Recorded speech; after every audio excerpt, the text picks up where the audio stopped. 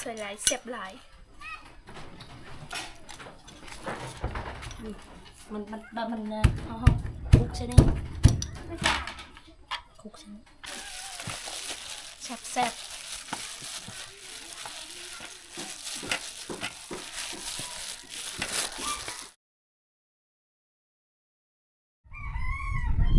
สบายดีพี่น้องสบายดี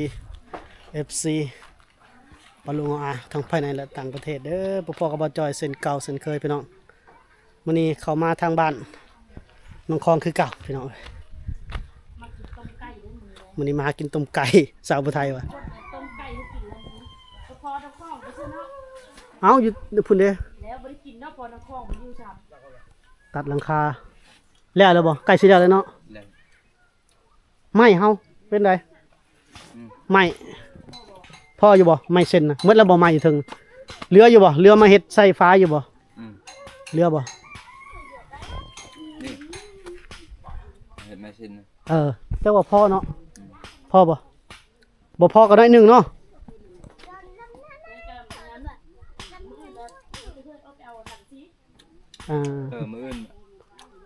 มื้ออื่นไปสั่งสังกะสีมื้อเบิ่งเงินมาได้แล้วส่วนหนึงเงินสิเข้าฟ้าแล้วเงินสังกะสียังทันได้มาซ้ำยังติดผู้ใหญ่ยังบ่ได้ติดต่อมา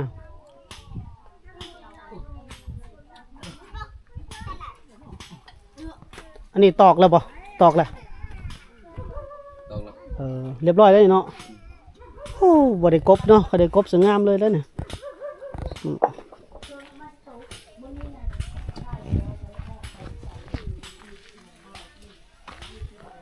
พี่น้องมื้อนี้มาอัปเดตบ้านน้องคลองอีกวันนี้เราถ่ายจุดอะไรไผอันนี้คนลงที่คนลงทางบ่นี่ปัญหาเพื่อนเขาลงมาพีเอ้าเฮ็ดได้สบายดีเด้อเฮ็ดได้คือมาฮอดพี่แหละพี่น้องบ่ไปเมื่อวานนี้มาวันนี้โดยมากับไผแล้วบัดนี้มาคนเดียวขี่รถยังมาจักขับเองอ๋อเก่งเลยพี่น้องเลยอันนี้ตีนคอยแพเป็นแพเป็นนอนยังเลยลบหมดเลยลมบนน้ำนะบนก้อนหินจะไปบ่ถึงทางจะบ่ฮู้ทางมันห่วยนั่นบ่มันมืนห่วยแต่มันมืนแต่น้ำมันขุ่นบ่เห็นก็เลยหลงบ่เห็นห่วยอยู่ฝุ่นห่วยอยู่บ้านกายบันละเตืองนี่ห่วยฮอดนี่แล้วฮอดทางบ่ดีแล้วบ่แม่นก่อนสิฮอดบ้านนั้นบ้านระเนียมน่ะบ่ห่วยตอนนั้นบ่มันมืนห่วยน่ะบ่เจ้าหินน่ะมานั่งนี่เอามามองนี่นะเพื่อนเอาน้ำมาล้างป่ะมงเสร็จไหนมากับกับไผก็มาวันมาคนเดียวเมื่อวานนี้เก่งนกผู้เดียวก็กล้ามากนกบักไก่กับป้าแล้ววะบ่ผู้เดียวเจ้ามานี่ป้าจอดอยู่บ้านกระแลงพุ่นเจ้าน่ะขับรถคนเดียวเข้ามาเลยโดยมา3เทื่อเลยไปท่องชมเที่ยวบ่มาผู้เดียวอ้ายยังบ่อยากกล้ามาผู้เดียวเจ้าเป็นผู้หญิงผู้เดียวก็เข้ามาเทื่อหน้าอย่ามาเด้อแบบนี้เด้อคนรู้จักหลายดิคนรู้จักหลายแล้ววะเราคนเคยเราลืมซะว่าจะทางบ้านเขาเห็นบ่รอยางติ่งเป็นยางโตเป็นผู้แสบผู้สาวสิมาบัดนี้มาก็ต้องมีหมู่มีน้องมีหยังไปเดียวแม่นอยู่คนรู้จักอยู่บัดถึกคนขี้เหล้าขี้ยาเด้รู้แล้วแน่คือคนบ่ดีคนบ่จบเด้มื้อหน้าแหละหาหมู่มานำเขามาส่งแล้วจังเมื่อแถมโตก็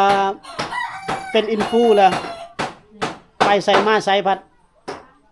บ่ได้บอกกันเมื่อวานนี้ไปหาอยู่เฮือนเพิ่นพี่น้องบ่เห็นอ้าวตีนรถต่อโค้งเลยอย่างนั้นนะไปหาเพื่อนเห็นเพราะว่าไปบ้านไม่เท่าจักยอมมันน้ำเฮามาอีกนี่เฮามาไปก่อนโอ้สบายดี FC ก่อนสบายดีสบายดีโอ้ไม่คานยาวเลยเนาะไปทางไหนวันนี้ไปตักน้ำ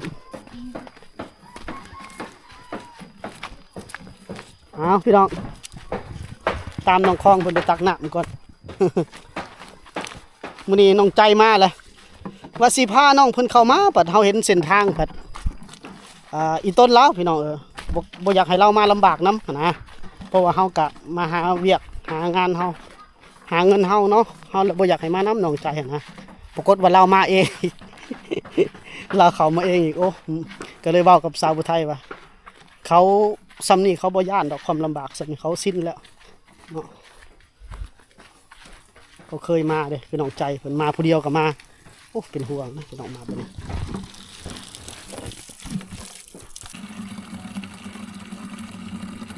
พี่น้องบอลเอาน้ำกินโอ้บัดนี้ต่อมาฮอดพี่แล้วบ่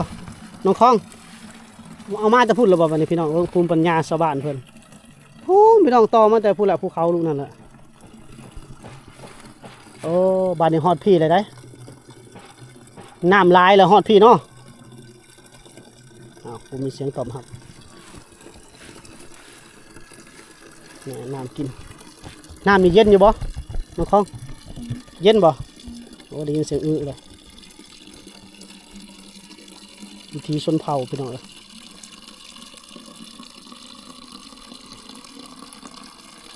นี่คือน้ำกินนะพี่น้องบ่ได้ต้มนะเอาเมื่อนี่ก็กินเลย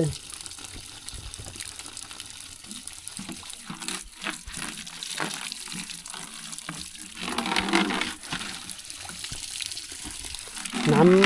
ำลิ้นจากภูเขาน้ำไหลจากภูเขาพี่น้องตัดกระบังไม้ไผ่มาเจาะแล้วก็ต่อกันพี่น้องมันไหลมาอันนี้คือสิเป็นซับป้องมันเนาะ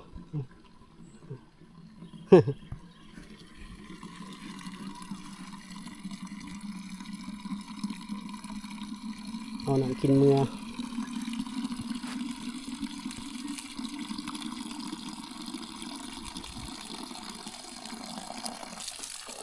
เพื่อนมันก็อยู่พุ่นแล้วพี่น้องเพื่อน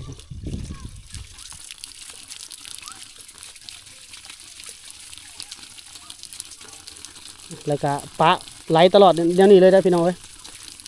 หน้าฝนนี่น้ำไหลหน้าฝนน้ำเรือฝนในคันกับบักยาวๆนะเอามือจับหิวแล้วก็แล้วเนาะแต่ว่าเธอก็ยังใส่ในคันเนาะ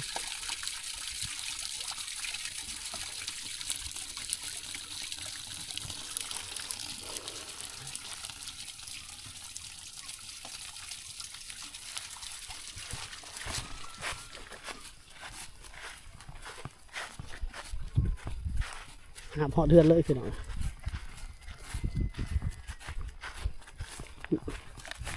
ห็นเรา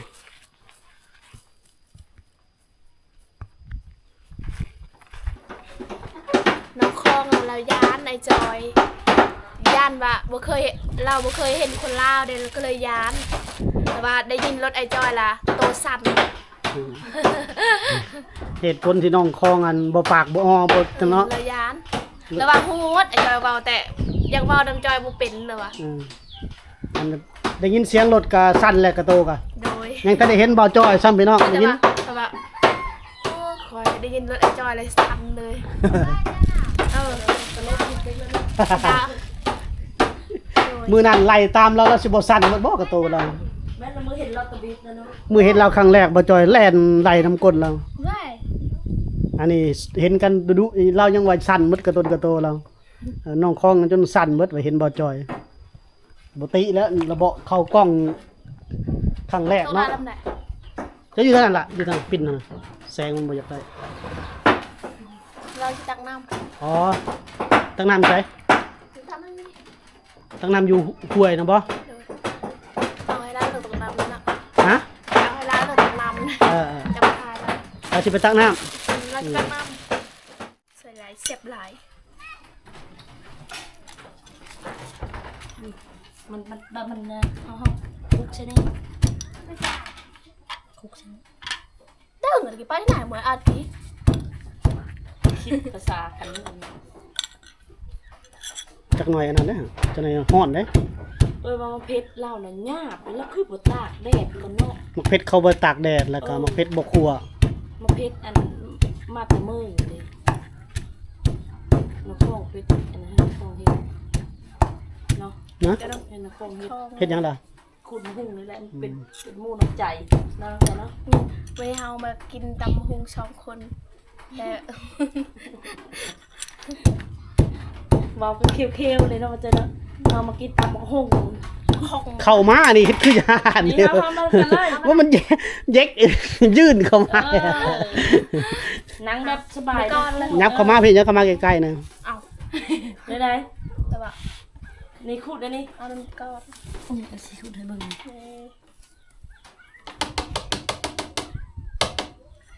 นี่ขุดมานี่อันนี้เป็นบ่ เป็นโด ฮะ เป็นข้าวก้อนบนได้ อ่ะลองเบิ่งก่อนต้องสอนเราเฮ็ดเนาะน้องใจเนาะ ย่านเด้อพี่น้องเอ้ย ถอยเด้ เย็กเอาสุกี้นี่เอาแบบยื่นเอาแบบบ่เข้าเลนนำนะ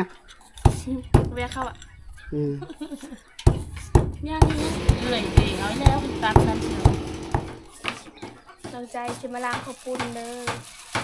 นี่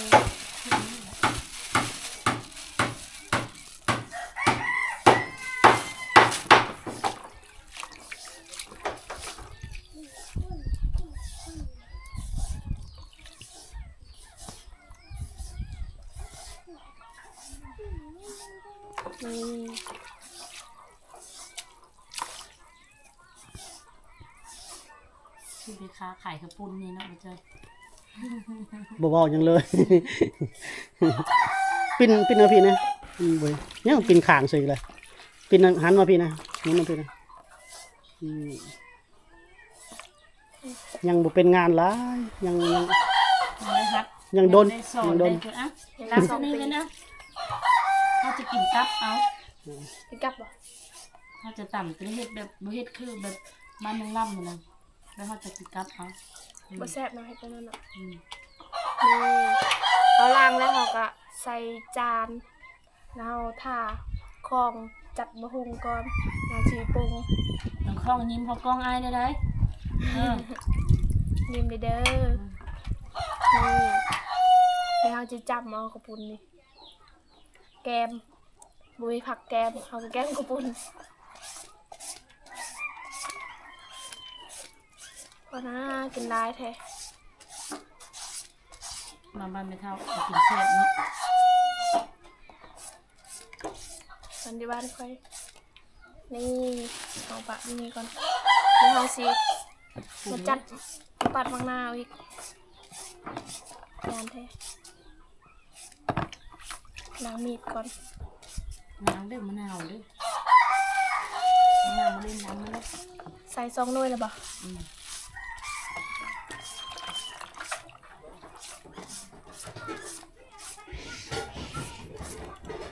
จะต้มไก่กินได้ทั้งนั้น ซี บุญทิมเลย พอดีกินข้าวเที่ยงนะเริ่มหิวข้าวแล้วนะ อันนี้เขาจะคลุกแบบต่ำเพื่อสางเพื่อเลยได้มดนี่นี่เนาะน้องจ๋าคลุกเอาเนาะเอาเอาเอาเอาเพราะว่าคลุกเขาน้อย น้องใจเป็นคนลงมือพี่น้อง โดย ลูกมือสองคน เพิ่นเห็น เราจะ เห็น ลูกมือก็มียิ้มเลยเอากล้องมาทางนี้เด้อ อยู่ไกลกล้องเลยนะอยู่แต่พวกจนกล้องเกิน ขนาดมีตัวซอยนี่ก็ยังคือเก่า จน อยู่ แน นะ มบ่เห็นอีกที บ่รอดนะ น้องใจ ได้ซ้ำนี้ละ ได้มาน้องใจเห็นอ้ายได้ยินเสียงรถอ้ายนะเฮ้ยว่ะ แล้วว่าสั่นมากระโตค่อย ชื่อนี้กันยืนมาหุงให้กันยืนจนเย็กเอา จนยื้อเขาแบบว่า คือมีหัวกั้นไปนี่แหละเราก็ ว่าค่อยย่านเด้อแบบนี้น่ะ แต่ก่อนจะกันนี้แหละคือข้องนี่แหละจะยานน่ะ ไปได้ โอ้เพื่อนหลังนั้นหลังนี้แล้วก็คือกันหั่นแหละ มา แต่ ก่ ก่ อ อน นค่ะ เดี๋ยวเราจะ ยับเข้ามานี่ละยับเข้ามา มา นี่ มาอย่ามา แต่งตัวคนละสไตล์กันอีกเนาะบัดนี้เนาะ แบบนี้สไตล์ คนในเมืองบ่ บ่ อันเดิมมันคือมือตัวเองเนี่ยน้องคอ แซ่บ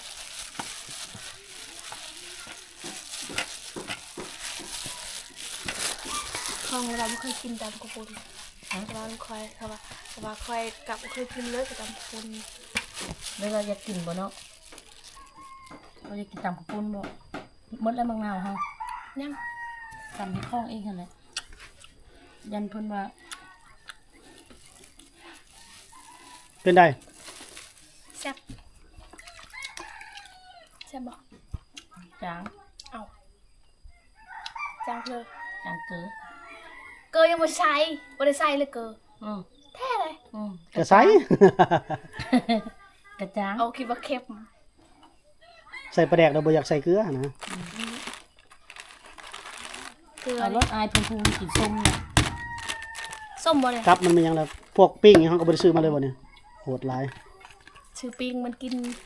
กิน ปิ้ง ยาก ก็พวกปิ้ง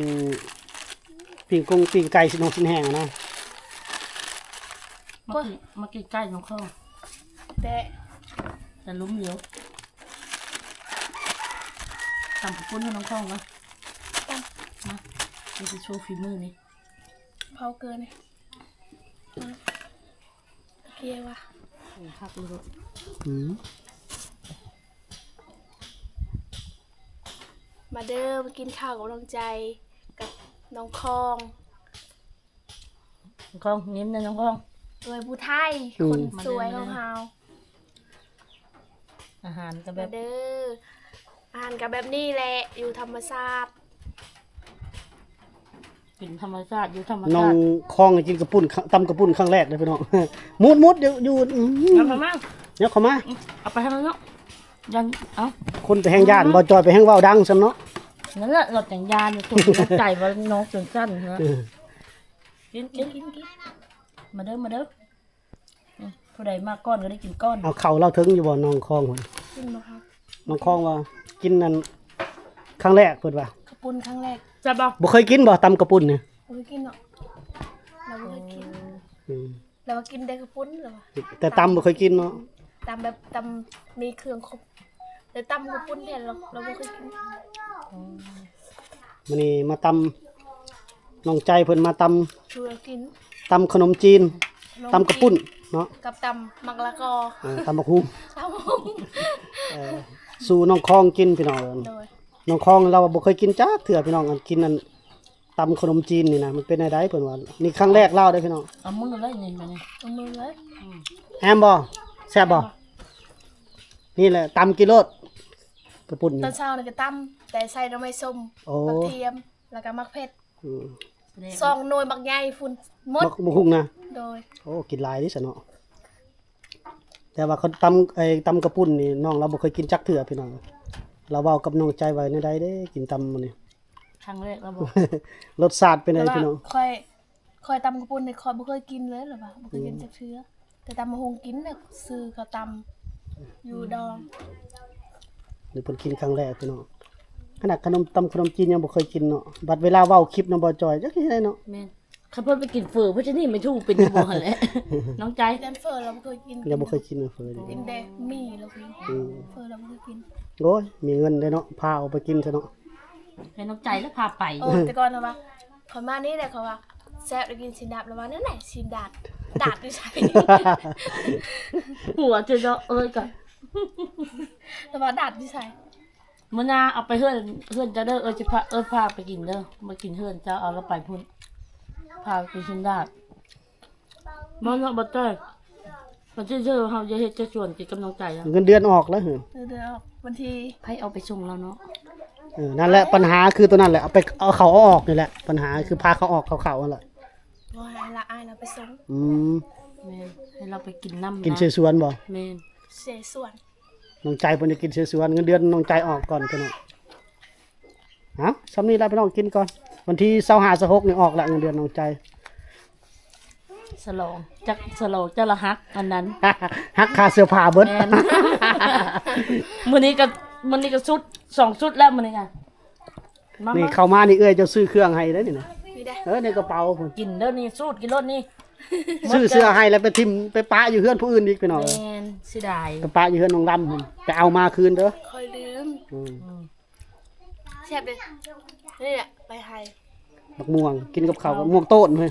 มันแม่นนะ อืม แซ่บมะม่วง ม่วงเวียดน่ะม่วงอันจักม่วงยังวะ ไปซื้อบ่ เมืองไทย เพื่อน นี่บ่โตกกอยู่ทางหน้าน่ะบ่ แ นี่พี่น้องเอิ้นม่วงอย่างนี้พี่น้องแต่เฮาบ่ฮู้ชื่อนะ หอมหวาน หอมหวานพี่น้องเนี่ยบอกชื่อจ้ะพี่น้องแบบว่าพ่อแม่เอามาปลูก มะม่วงหวาน แต่ว่ามันหอมมันหวาน บ่แม่นคือมะม่วงหวาน บ่ได้ส้มแม่เนาะยามมันดิบเด้ มันเอามันมัน มันพี่น้อง มันหอม เอากินก่อนพี่น้อง แซ่บเลยตัวอันนี้